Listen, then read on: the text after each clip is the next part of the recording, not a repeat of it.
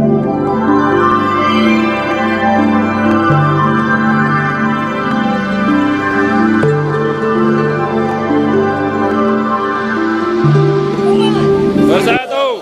Indonesia. Bangun. P3. Menang, menang, menang. Takbir. Allahu Akbar.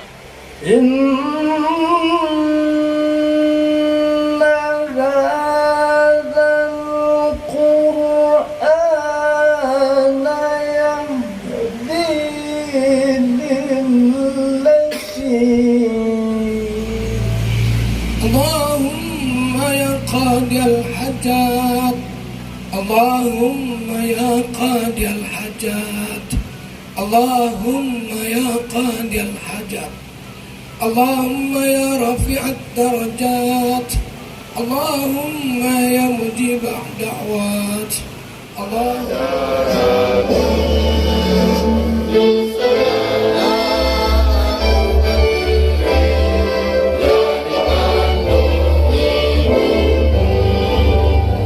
Indonesia kebangsaanku, bangsa dan tanah air. Dan solid untuk menyongsong pemilu 2024.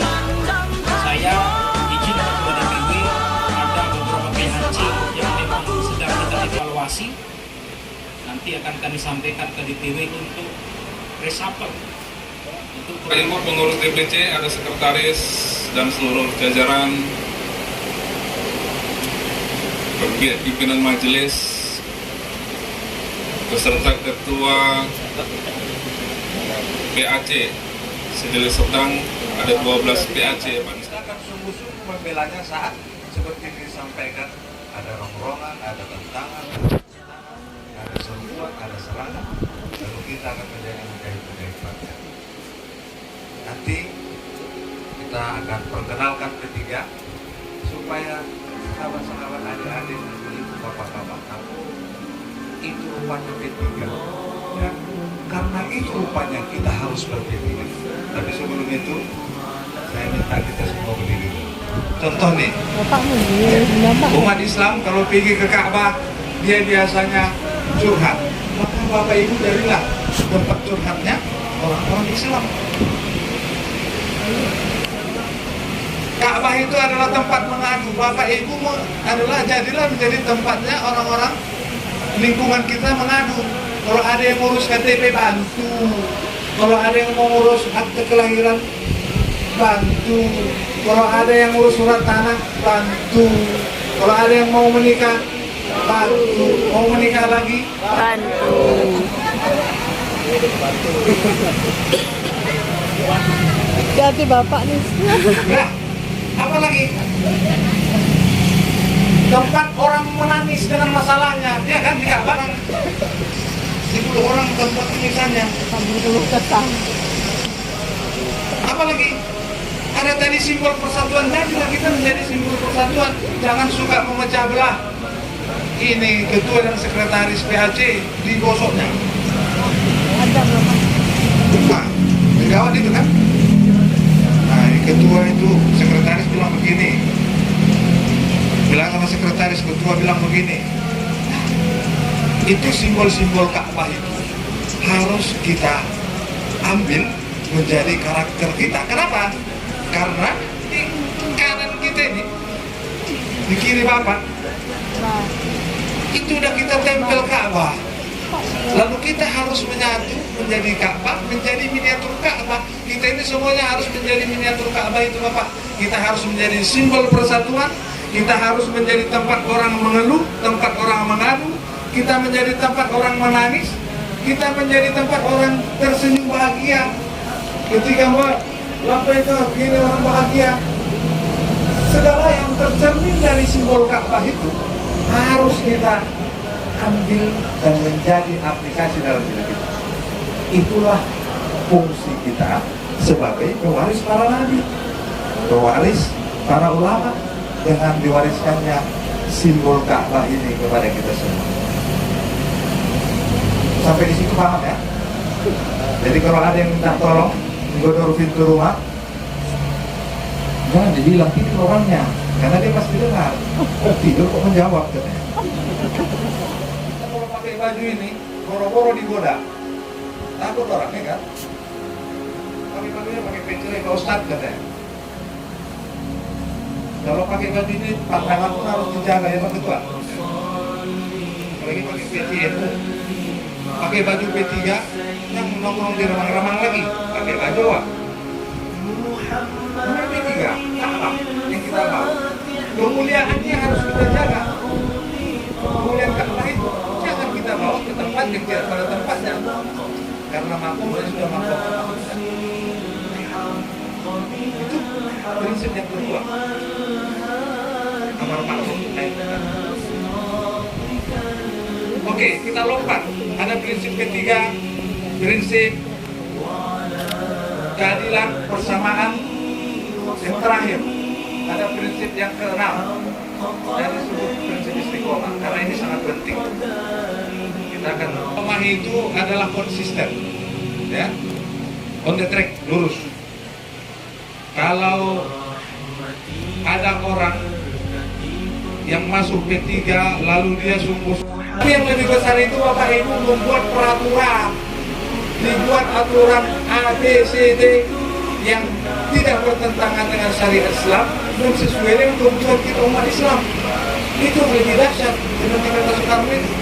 Bapak Ibu bayangkan kalau seandainya narkoba dilegalkan seperti yang ada di Meksiko. Bayangkan itu.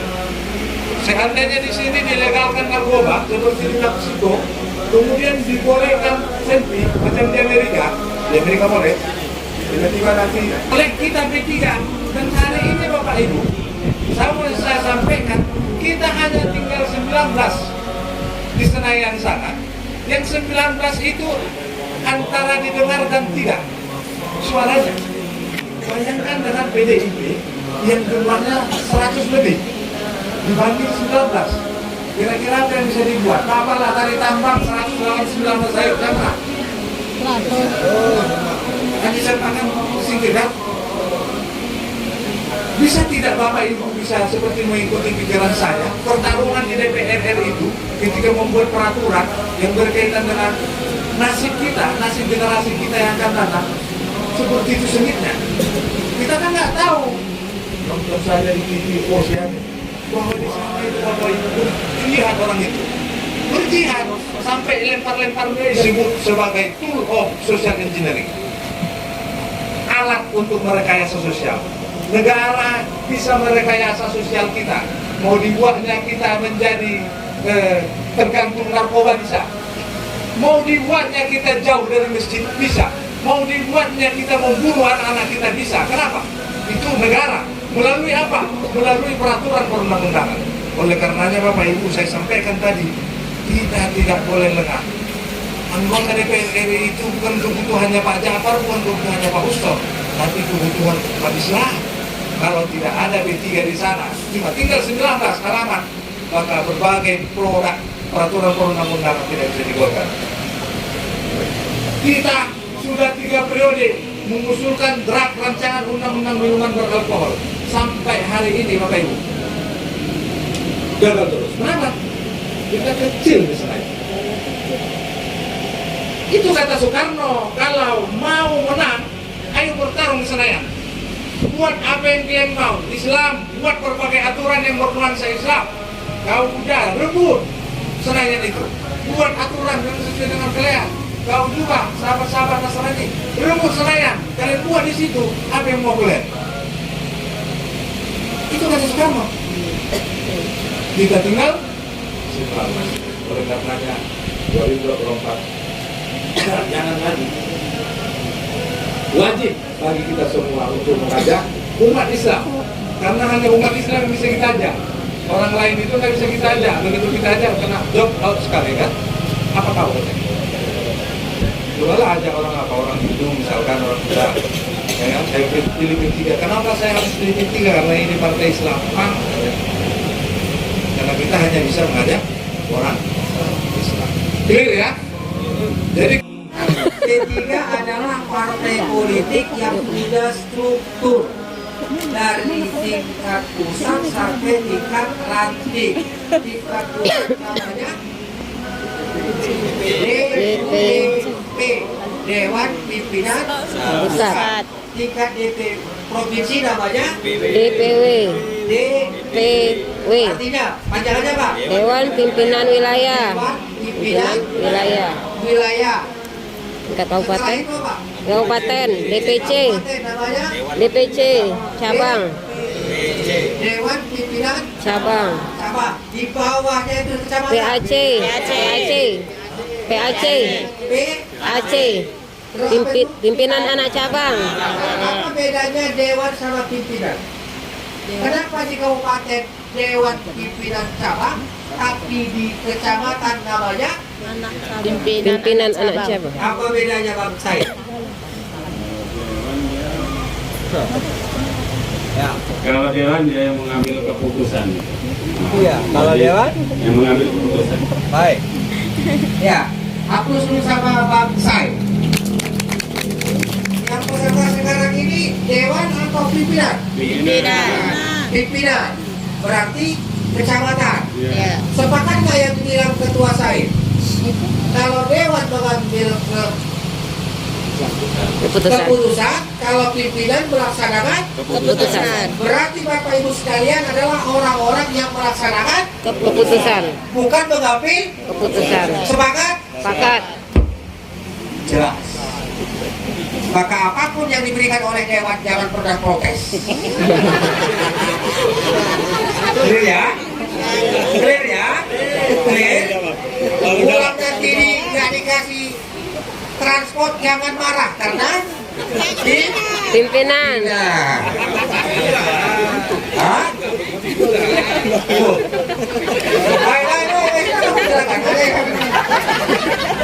Apa beda dewan dengan pimpinan? Ada musada? Ada. Musada? Iya. Sembahyang kau? Tidak. Puasa? Tidak. Haji? Apa lagi? Sedekah? Aku balik miskin. Kenapa kau mau masuk surga kata malaikat? Dulu aku waktu itu partai UP3. Ditanya malaikat. Kau di P3 sebagai apa? Ketua PAC. Kutanya kau dulu, berapa suara yang kau berikan untuk P3? 30. Masuk surga. Katanya. Tapi evaluasi. Kenapa? Karena selama kita keluarkan SK, apa yang diinstruksikan di PC ini banyak yang terabaikan. Oleh karena itu, apapun yang terjadi di bawah, hindari konflik di antara kita. Sebagai ketua PAC, sebagai sekretaris PAC, sebagai bendahara PAC, ini harus sinkron. KSB itu harus bisa kompak. Sama kayak kami dengan KSB DPC. Saya, Pak Juryadi, Pak Gofur, Sina ini, tak pernah kami bentrok. Tak pernah kami ribut. Walaupun kadang-kadang kalau nggak ada uang di PC, ketua di PC yang memikirkan sendiri, tapi nggak pernah ribut. Saya minta juga KSB juga yang di kecamatan. Jangan timbulkan riak-riak kecil. Kalau sudah PAC-nya tidak kompak, bagaimana supaya rantingnya kompak? Kuncinya kita sebagai pemimpin di kecamatan. Ini mungkin sekedar tambahan saja. Nanti setelah ini, kalau ranting sudah terbentuk, sudah kita SK-kan, kita akan buat orientasi ke pengurus ranting. Kalau itu nanti mungkin dari DPC yang akan melakukan, yang memberikan materi, kami hanya melaporkan ke Dewan Pimpinan Wilayah. Mudah-mudahan orientasi ini pimpinan wilayah, Bapak Johnson Cialowo, Bapak Soleh, Kak Fitri, Kak Saadah yang hadir bersama kita, Ketua, Sekretaris, Bendahara DPC, beserta seluruh pengurus Dewan Pimpinan Cabang Partai Persatuan Pembangunan Kabupaten Deli Serdang, rekan-rekan peserta orientasi, Ketua, Sekretaris, dan pengurus PAC yang hadir pada kesempatan kali ini. Di sesi penutupan ini, itu hanya mau mencatat dalam dua hal. Yang pertama, sejarah mencatat yang terbaik. Yang kedua, sejarah mencatat yang terburuk.